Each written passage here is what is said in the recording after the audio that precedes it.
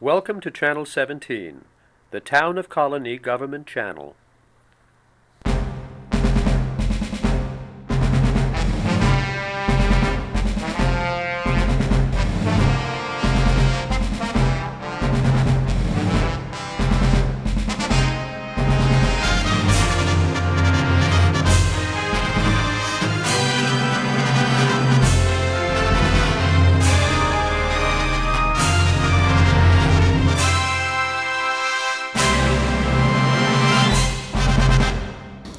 Well, welcome to So Many Books, So Little Time. My name is Joe Nash, and we're here with my other librarian, Zina Shevchik. What we usually do is talk about new books, but today we're having a special show. It'll probably be longer than usual, too. We're going to talk about the best books of 2010. We've pulled books from many different lists. The New York Times, they have notable books of the year, the New Yorker, the Atlantic Monthly, Kirkus Reviews. There's no end to these book lists, and the reason we had to look at so many, I don't know about you, Zina, but on all these lists, we were trying to pick up books to bring up here. We own a lot of them here in the library, and a lot of them were checked out. So I have a few here we had to get from another library, or we just kind of pulled quick from the books that were just checked in. So I don't know if you had trouble getting books too. Did you? Sure. Oh, absolutely. I mean, other people must read the same, a lot of the same lists we read, or what I found was that a lot of the titles were on duplicates. Yes, a lot of the books are on a lot of these same lists. So here's our second show 14, and it's already our second special, Zina. But anyway, this is the best books of 2010, and we got a combination of fiction, nonfiction. I seem to have an overabundance of history books. I don't know. I find myself more interested in history the older I get. But anyway, Zina's going to go first with our first best book of 2010. Yeah, I used a variety of lists as well, and I looked at Entertainment Weekly as well as Business Week, which is called The Week now. New York Times, Library Journal, but we use a lot of these lists to buy our books as well. So the first one I picked was, I just perchance got it in my hands because this is out all the time, and there's a lot of reserves on it, and there's a lot of publicity about it. Many of you would have heard of it. Probably. It's fiction, and it's very unusual. It's called Room, R-O-O-M, by Emma Donoghue. She's an Irish writer. And let's see, I guess she's written quite a bit before, and she's gotten some accolades before. But this is written from the perspective of a mother and her child who have been imprisoned in a shed by a terrible man for 7 years. And apparently there was something in the news along these same lines. I think it was in California, but I'm not sure, about a woman who was kept imprisoned by a man in his backyard, and she gave birth to a couple of his kids during that time.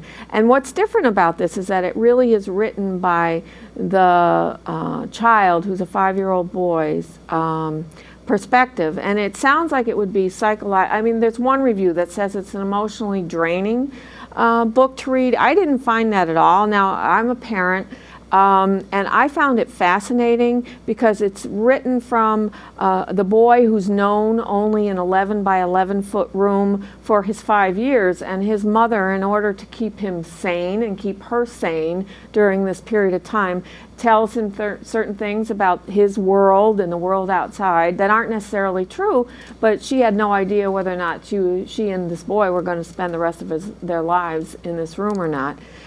So it's from the perspective of this boy as he gets, when they're found and they're brought back to the regular world, as how he adjusts to the world in his language that he's developed in the 5 years with his mother in this small room. And it's fascinating. I didn't find it emotionally draining. I just found a lot of aha moments to it.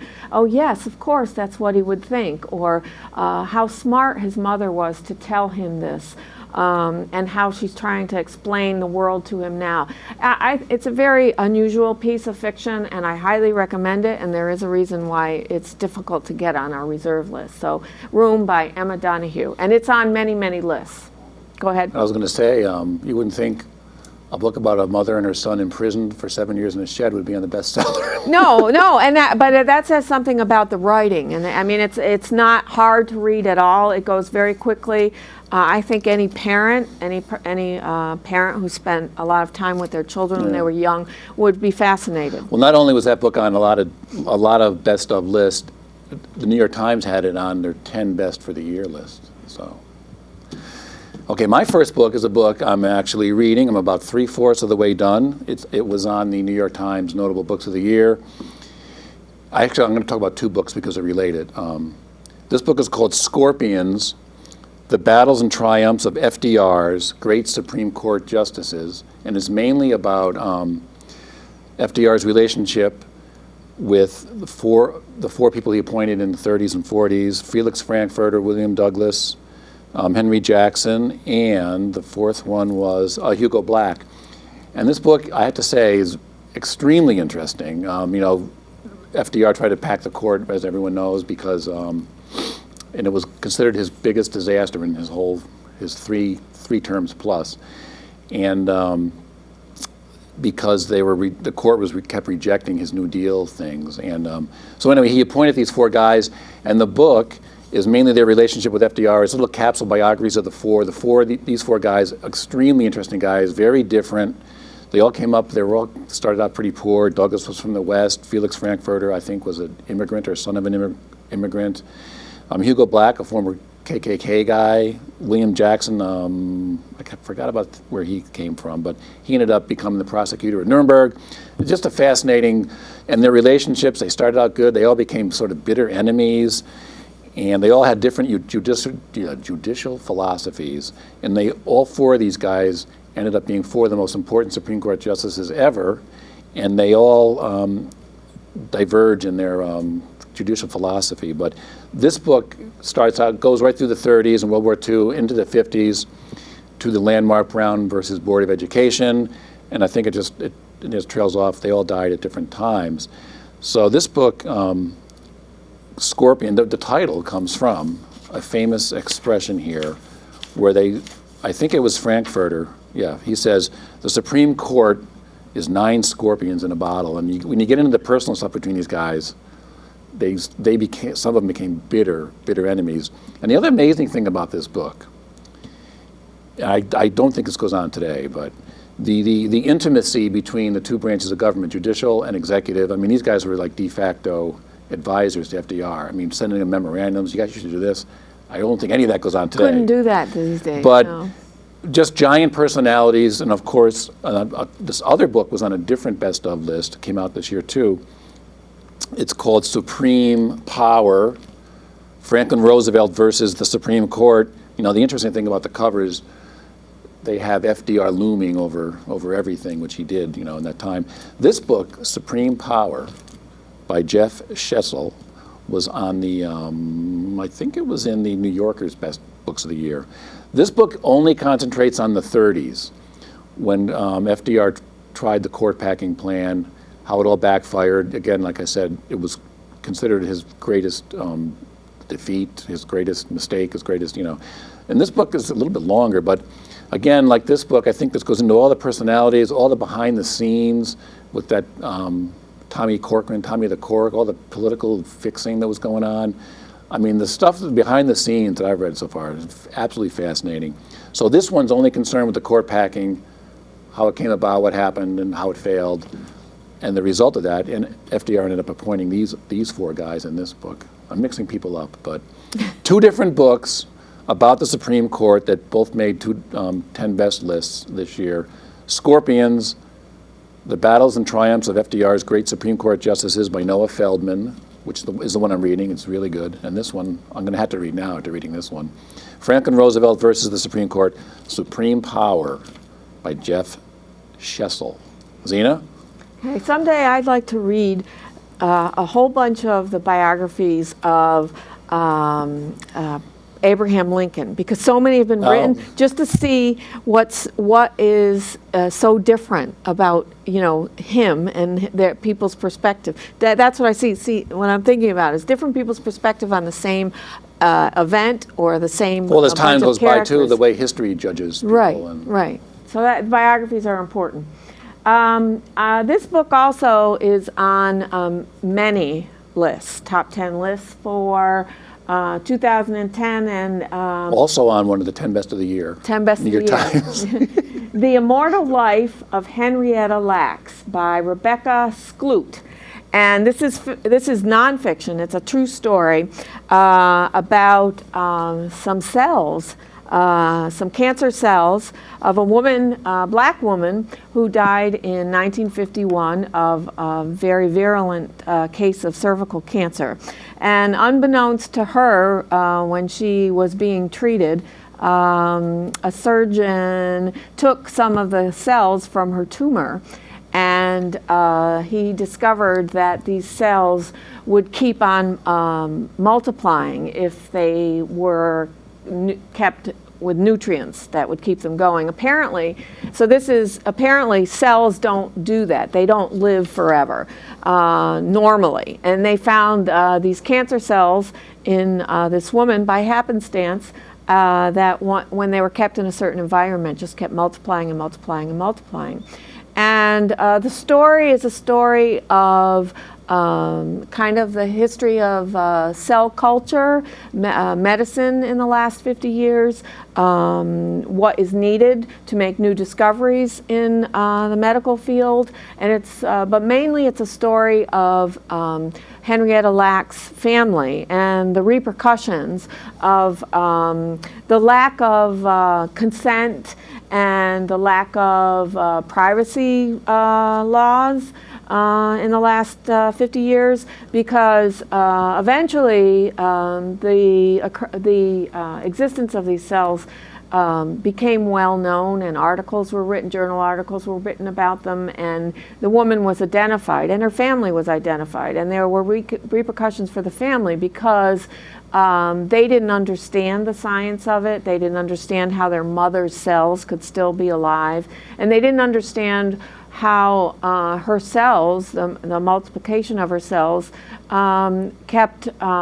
were being sold to be used for scientific research. Apparently, her cells have been used to test drugs for polio vaccine, for cloning purposes, for AIDS vaccines, and so a lot of people have made a lot of money from the existence of these cells. And so the Rebecca Skloot, this science writer, does a great service in talking about the issue of consent and privacy, and the afterword in this book talks about how different things are now, but not as different as we might think as far as privacy and consent go. So it's a fascinating story, covers science, medicine, race relations,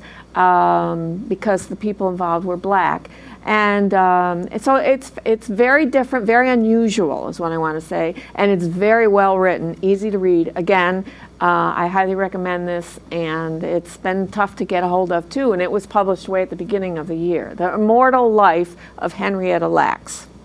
Joe? Okay. I would say that book I saw on the most best of lists than any other book. And I'm really lucky I got a hold of these. This book was on a lot of lists too, but it's definitely a little more offbeat. It is called, the cover is, the New Yorker cartoonist Roz Chase does little drawings. If you know her work, you'll like the cover. It's called The Possessed. You probably can't see it, but little Roz Chase drawings. The Possessed, Adventures with Russian Books and the People Who Read Them. It's by, the author's name is Elif, E-L-I-F, I guess you would say that, Elif Batuman. I think she's of Turkish descent. What this book is, it's 1, 2, 3, 4, 5, 6, 7 essays about her adventures with Russian literature, studying Russian literature, going to conferences, not just in America, but around the world, doing research. And I think the author is maybe in her mid or late 20s, maybe. A wonderful writer, very funny, but she really captures a lot of the craziness of academia from what I've read. I've read one of these essays, but it was really good, but I haven't read How about Russians? I'm Russian. Well, yes. Well, one of the most talked about essays in here is when she goes to a conference on Isaac Babel, and she meets Isaac Babel's daughter, who I guess is a big pain in the rear, to put it mildly. I guess she's just a big, just ruins everything. But the book, and because she goes to all these conferences, and she goes to Tolstoy's estate to investigate he might have been murdered. But ultimately, from what I've read of this book, it was on many best of the year lists. It's part memoir, part travel, part academic humor. It's ultimately, I think one reviewer said it's a love letter to reading and studying literature, and the author's also, like I say, late 20s, maybe early 30s. I think she has she meets a guy in one of them. This sort of a little love story. It's a little bit of everything about her life, but just a wonderful writer. She's a staff writer for the New Yorker. So this book, I've been trying to get her to read it too. It's always checked out. It just happened to be I'm going to try that one. So it's called The Possessed: Adventures with Russian Books and the People Who Read Them by Elif Batuman. See, that's something I would never know about. I'd never heard about it, so that looks very interesting. Oh yes, it's got wonderful reviews. Okay, good. So I'm playing it safe, I guess. This one was on several best of lists as well. It's nonfiction. It's a biography of Cleopatra. It's just called Cleopatra: A Life by Stacy Schiff. And one reviewer made a comment about the book cover being appropriate because her face is turned away. Cleopatra's face is turned away.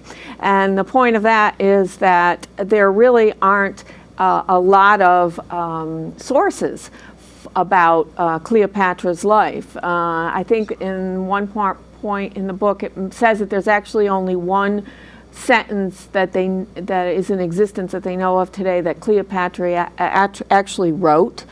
And even the images of her, I guess there are coins from that era that supposedly have her picture on them. They're official coins of the realm there. And those are the only official pictures they have of her as well. So she's largely unknown. The point of the biography is that what we all know about or think we know about Cleopatra were largely myths that have grown up over the years.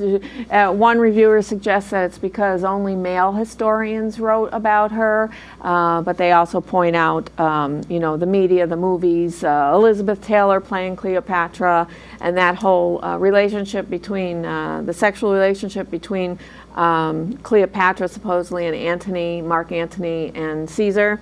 This author doesn't say that didn't happen. In fact, it did, but she paints Cleopatra as a very, very smart, intelligent, very politically astute leader of the richest country of the era, and that what the Romans were interested in was the wealth of Egypt and Alexandria more than anything else. And it's written really, really well. The first page and a half had me totally hooked in the description of Cleopatra and the world in which she lived. Apparently Alexandria was very, very beautiful at that time and very cultured, and it says that Caesar brought back to Rome all sorts of ideas, and he built Rome to imitate Alexandria in large part. So this is a different take on Cleopatra and her role in history, and as a feminist, I'm proud of this book. Go ahead, Joe. Right. That's another one. That book, probably after after The Immortal Life, that book's been on many lists. Well, here's a book that when I heard the way it was described, I couldn't resist. I haven't read it, but it's been making a lot of news. And of all the books we're doing here today, this may have the kind of the weirdest title, but it's called Skippy Dies by Paul Murray. Paul Murray is I think he's from England. He lives in Dublin. Now this book is being called, it's a long book, 700 pages, It's being called a boarding school epic. Now, this is the term. I couldn't resist because all I can think of is some of my favorite books, of course, Catcher in the Rye, A Separate Peace, Tobias Wolff's novel, Old School, Richard Yates's novel, A Good School. This whole setting is a whole genre out there, but this was nominated for the Booker Prize, which is the highest literary honor in England. So just to be nominated means it's highly thought of. But anyway, this takes place in a boarding school in Dublin. It's called I forgot the name of it now already, Seabrook College. And I guess it has a wide array of characters, both among the faculty and the students. Several reviews said it was Dickens-esque, like Charles Dickens, a lot of eccentric characters. Like I say, some of the teachers are on the young side. They went to the same school, so they haven't figured their life out yet. So the whole thing is, it's about many big topics, apparently. It's about everything.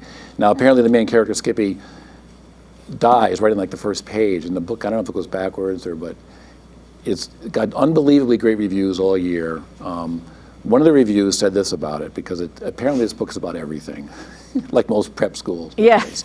It says, Skippy Dies is about all kinds of big things, including faith, death, lust, love, parenting, betrayal, revenge, class, fantasy, old guard versus young Turk, the shimmering false paradise of drugs, and the fundamental structure of the universe. I guess one of the kids in here is a genius in like string theory and physics. So it's a big mishmash of all these characters, and again, I don't know if I really said that much about it, but this book got great reviews all year, everywhere I read. It was on many, many of the best lists, and it was, like I say, it was nominated for the Booker Prize. So Skippy Dies by Paul Murray, a book I can't wait to read, but it's never been checked in. This came from another library. Ours are always out. But anyway, Zina, did you come across this book in your... Well, I know, and so that's the second one that I'll have to look at. Okay. All right. Now this author, again, a lot of people will know about Bill Bryson. He wrote A Walk in the Woods. He wrote A Short History of Nearly Everything. So he has already a following. This is a little bit different. He went from writing a short history of everything to doing a history of the mundane things and rooms in a home. He lives in a Victorian house that was built in the middle of the 1800s, 1851, in England. He calls it a Victorian parsonage. So apparently a rector, parson. Oh, okay, like an old English. Parson used to live in this home, and he goes from room to room, and he does a meandering history of the most mundane things that you would find in a kitchen or a cellar, or they talk about a scullery, which was what used to be where the running water used to be, where you used to wash the kitchen utensils. What fascinates me is his writing. People love him. He's just incredible. He starts out the chapter on the cellar by talking. He just starts out with the Erie Canal, and he starts talking about construction, building, and he talks about how houses didn't have cellars and what they were used for. He just goes from topic to topic, and the reviewers talk about it as a seamless meandering, and that's exactly what it is, and you get totally taken away with his writing. And this is the large print edition, which I find easier to read these days, but I highly recommend this. It's another one that I was surprised when it landed on my desk, because they're always checked out, and it's unusual for the topic, discussing the function of each room in his large home, and the history of the room, and what the items in the room were used for. It certainly makes it sound like women in particular have it made these days compared to the way domestic life was arranged even 50 years ago, 100 years ago. So this is fascinating. It's kind of like social history, but he puts everything in here as well. Bill Bryson, At Home, A Short History of Private Life. Okay, yes. Bill Bryson's always popular. Okay, now this book is a biography. Again, at this point in the show, it goes without saying, uniformly great reviews when it came out, and again, it made several best of lists, best books of the year lists. This book is called The Publisher, Henry Luce and His American Century, by Alan Brinkley. Alan Brinkley, very famous historian. He's written a lot of great books. Let's see, he wrote a book about Huey Long, Father Coughlin, the Great Depression. He wrote a concise history of America, but a very, very famous historian. And this is about Henry Luce, of course, the publisher of, he started out with the idea for Time magazine, I think in the 20s, and he ended up publishing Time, Life, Fortune, Sports Illustrated, and every time he came up with a new idea, a new magazine, they all took off. And he really defined how people got their news, particularly with Time magazine. You know, that was a whole new idea then, a weekly magazine with news of the week from all different subjects. I mean, when you think of it now, that was a revolutionary idea. Yeah. But he started this big empire, and apparently he was quite the character. He was married many times. But one thing that this book goes into, some of the reviews I read, I guess I haven't read it yet, it goes into the publishing empire, and the book's a lot about America, how America changed over the years, how we gather our news, what constitutes news. But I think from what I've read, this may not be true, or it may be partly true, he sort of had, I don't want to say he had a political agenda, but he slyly tried to sneak in a lot of these sort of middle class values, and he had a lot of political connections, and I think he tried to, I don't know if it's the same as like Fox today, overtly trying to, but some of the things I've read about this book say he's tried to do things like that, maybe not as overtly as Not as Fox. heavy-handed, yeah. But like one of the reviews said that the book, Henry Luce, he notoriously imposed a distinct editorial slant on all his publications. He championed American exceptionalism, warned against the dangers of isolationism, and ardently promoted the virtues of capitalism. I think I read in one of the reviews, he came up with the term World War II before, in the 30s. He was calling it. So I think he was championing our place in the world. And like I say, apparently he was, in his personal life, he had a sort of a unhappy life. But this book, like I say, uniformly really good reviews. And not only, the reviews said, besides being a fascinating portrait of him, Henry Luce, it's a lot about America through the particularly World War II and the post-World War II years. And, I mean, I think he really became, those magazines I just mentioned in the 50s all became sort of standard, popular. But anyway, a book, I don't know, did you see it on any of your lists? Nope. The publisher, Henry Luce and His American Century, again, looks really good. It got uniformly great reviews. Well, he's a real mover and shaker, yes. that's for sure. So a lot of people don't know that. I think there's a lot goes into his political connections. Right. So my next book isn't as well known or well placed on all these lists. I actually found it on just one list, and it was checked in the library, so I got my hands on it, and I liked it because it's unusual. It's nonfiction. It's called American Terroir. Now, when I first saw the title, I thought it said terror, American Terror, but it's one little letter off. It's Terroir, and it's called, subtitle is Savoring the Flavors of Our Woods, Waters, and Fields by Rowan Jacobson. Now, he apparently writes about, he's an environmentalist, and he writes about food as well.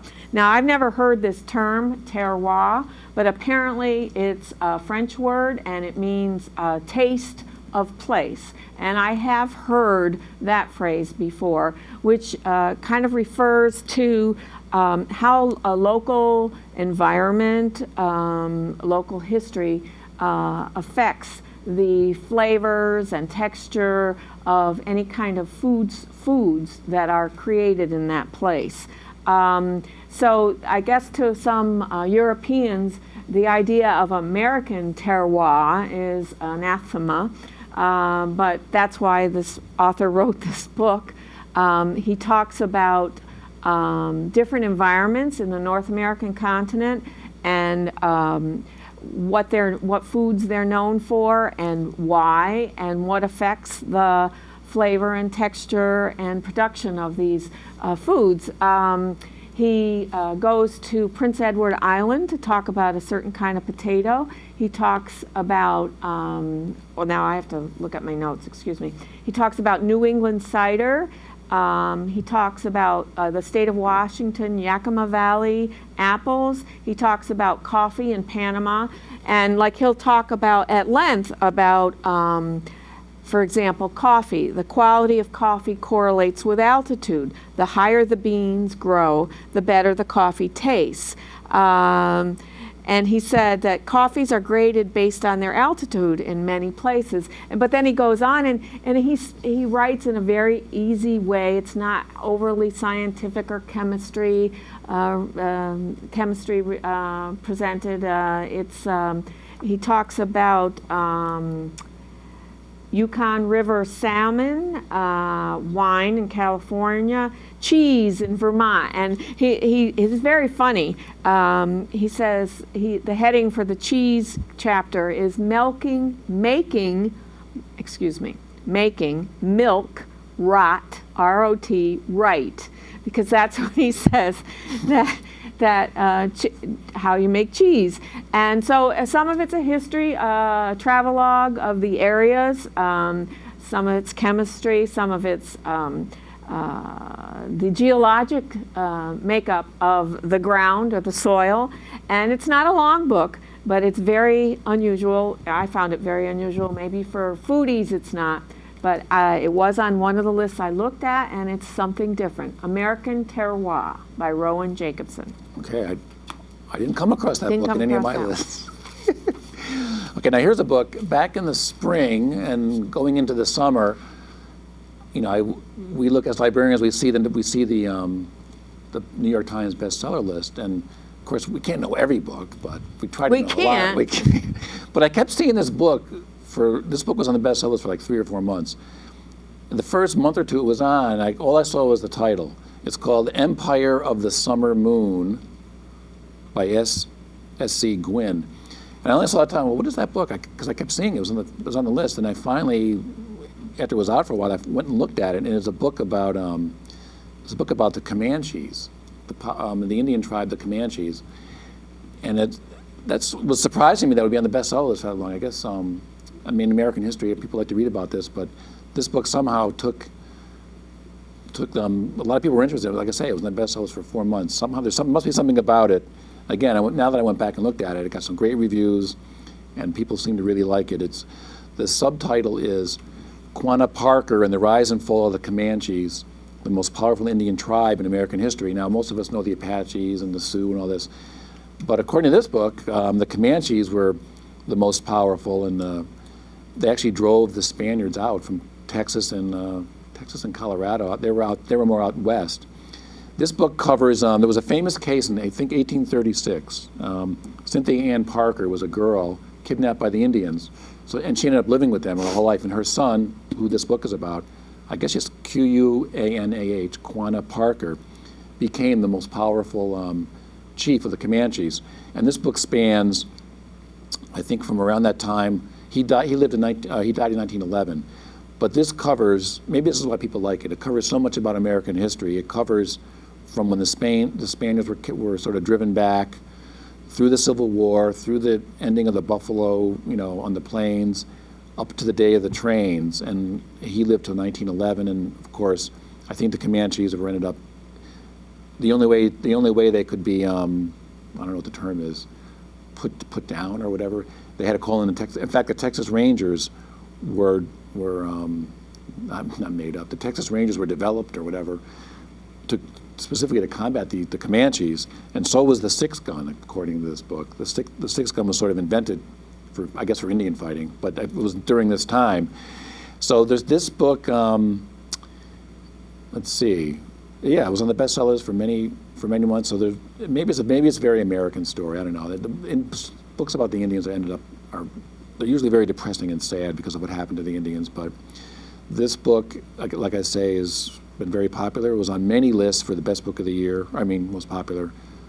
So it's another book I have to read. Empire of the Summer Moon, Quanah Parker and the Rise and Fall of the Comanches, the Most Powerful Indian Nation, S.C. Gwynn.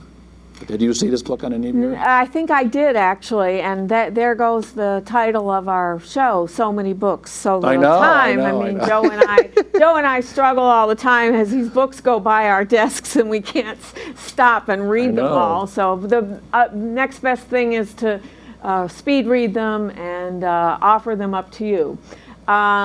This is a title that was on the library journal's best, not the top 10 best, but the best 100 of the year, I think it was.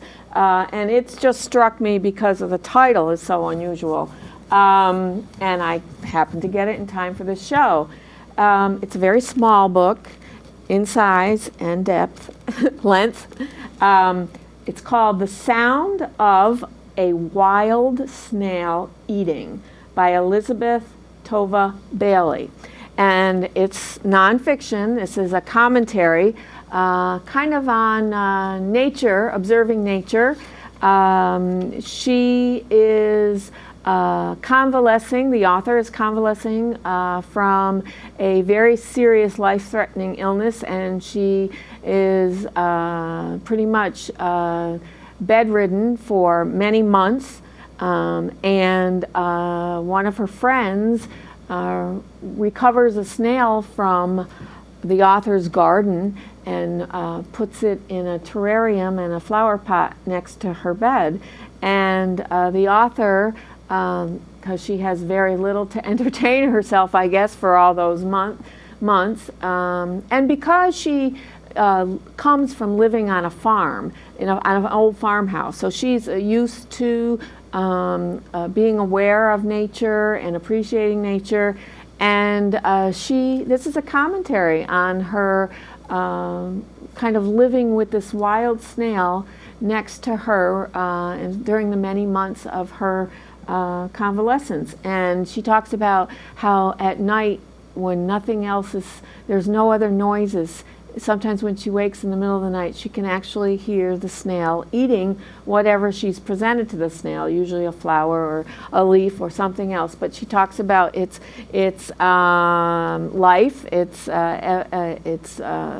actually has baby snails, and watching the progression of a snail's life, and with all sorts of other commentary in it. And it's a sweet book, and the reviewer calls it the charmer of the year. It says it has numerous factoids about snails from a remarkable array of resources. It says, handled by a less gifted writer, this would bore, but readers will fall in love. So, The Sound of a Wild Snail Eating.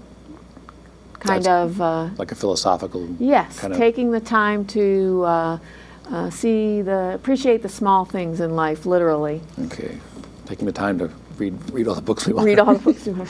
Now here's a book that was again on many lists. It's actually the what do you call it? The companion book to an upcoming PBS. It's going to be on in the spring. Ken Burns, his latest. We all know Ken Burns. His latest documentary is going to be on Prohibition, and this is the book that sort of goes along with it. The companion book. It's called Last Call. Last Call, The Rise and Fall of Prohibition. Again, I'm sure Ken Burns will cover it in his unique style, but this book, Prohibition was always sort of controversial, and this book, like I say, apparently it's got a lot of big characters, big personalities. This book, people like Billy Sunday, the famous evangelist, P.T. Barnum, Jack London, Carrie Nation, with the hatchet, the Wayne Wheeler, the Anti-Saloon League, Jane Addams, Warren Harding, Andrew Mellon, Elliot Ness, Al Capone, Andrew John Volstead. I don't know, the Volstead Act. These people were all. But apparently the book, and I think the Ken Burns documentary, what it basically comes down to isn't really that, I wrote it down, not that people really wanted to stop people from drinking, but a lot of it is about the government, legislating or regulating personal life. So one reviewer said, this book is not really about liquor, it's about the relationship between citizens and their government. One of the... Something that we all today are thinking about. So, actually another review says, it's both a rollicking recap of the Roaring Twenties and a cautionary tale about how a government's attempts to legislate and monitor morality, and about how a government's attempts to legislate and monitor morality are always doomed. So I'm sure that this will probably be a multi-part thing with Ken Burns. In fact, I've been reading about that special. It's supposed to be pretty good. And here's the book that goes with it. And again, this book, actually, I think this book for a while was on the bestseller list. You wouldn't think a book about prohibition would make the bestseller list, but again, something about this book has been very popular. It was always checked out. It's been out a lot since this summer, 10 or 12 times. So Last Call, The Rise and Fall of Prohibition by Daniel Ockrent. Zina? Okay. My next book is a novel. It's historical fiction. It's written by Jane Smiley, who people may know. I think her original book was 1,000 Acres from quite a while ago. And she's written a variety of books in between then and now. This covers, it's basically a novel about one woman's, I would say, adjustment to marriage with kind of an eccentric genius. But it's more about marriage than anything else, about adjusting. And it's set in the Midwest and California. And the woman, Margaret, is from the Midwest, and she's raised post-Civil War to be a wife and a housewife. And by the time she marries this genius, what everyone proposes is a genius, a scientist, she's already 27 years old, which is, by their standards then, an old maid. And it's actually, the history that goes on is fascinating. It's in the context of the science accomplishments, breakthroughs during that long period of time between post-Civil War 1880s and just before, right into World War II. Because the husband is a scientist, you learn a lot about the science that was going on during that time. Einstein makes a cameo appearance, and he's also in the military, involved with military breakthroughs as well, science having to do with military weapons and that kind of thing, and chemicals and that kind of thing. And so you learn a lot about the military and science and the social history of that period of time for women in particular. It is fascinating. It has a big backdrop of World War I, World War II, development of the atom bomb. The writing is superb. The characters are fascinating. The relationships are fascinating. And it was a wonderful read. I read it quite a while ago when it first came out. Let's see, this says June. We got it in June, so I probably read it in the summer. And she does it again, Jane Smiley. And so Private Life, a novel by Jane Smiley. Now, I don't know if it means something's better if the best of list is smaller, but the Atlantic Monthly had that book as one of the 5 best books. Oh, did it? So wow. I don't know if that means it's, well, if the list is smaller. Look, all critics are different. Well, I find it fascinating when they're talking about one person's small life, relatively small life, like a marriage, but you're talking about against the backdrop of true events. Yes. And that's fascinating. Well, the Jonathan Franzen novel Freedom was another, which I have, right. Another one. Yep. Well, here's a book. Now, one of the biggest debates I don't know if it's actually raging, but it's in the news a lot, is the debate in the areas of copyright and intellectual property these days, particularly with things online and who owns the rights to a song, to a movie, et cetera, et cetera. And this book was on the Best Books of the Year from the New Yorker.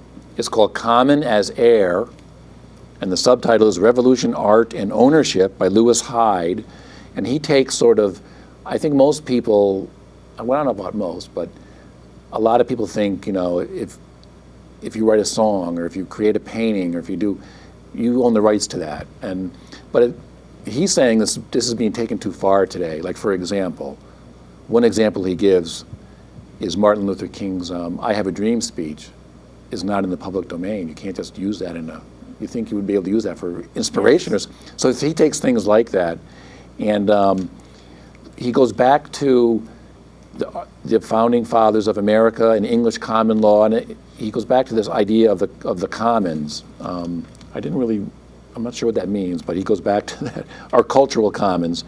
And this guy's, Lewis Hyde is saying, all these things today, these copyright laws, intellectual property, not that artists don't deserve something, but he's thinking it's being really taken too far, and that some of these controversies can really hinder creativity. And he asked the question, you know, can creative labor be privately owned?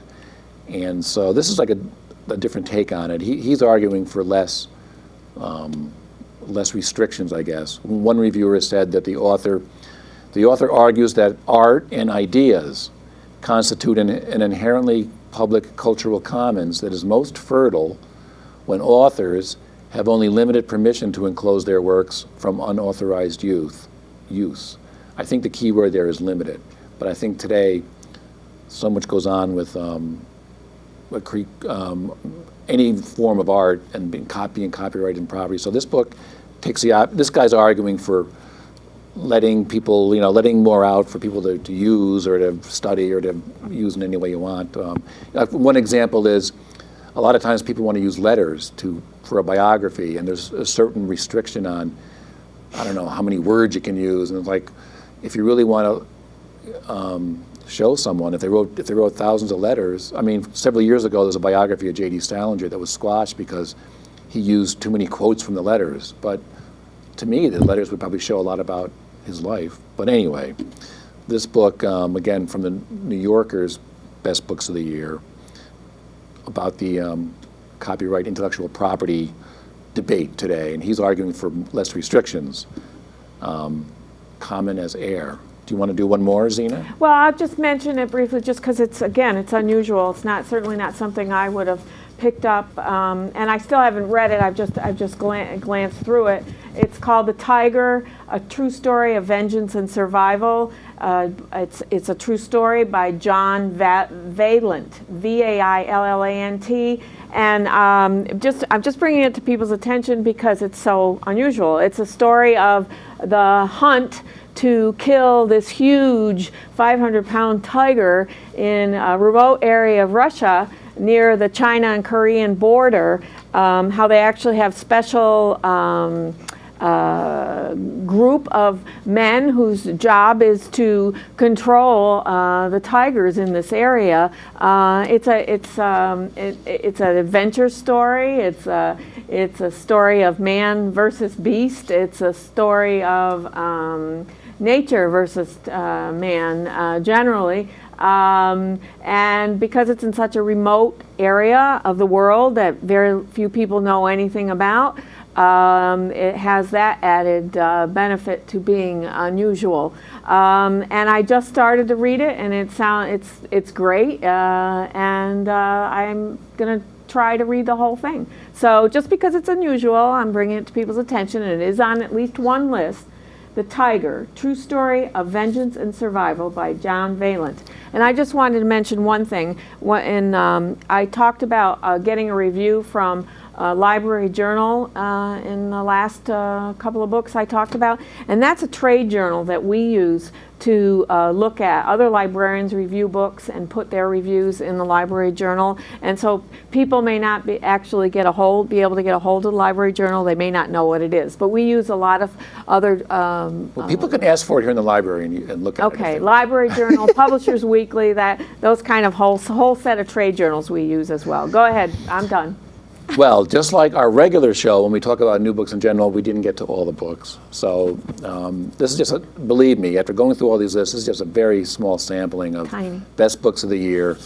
So that is it for this time, and we'll see you next time on So Many Books, So Little Time.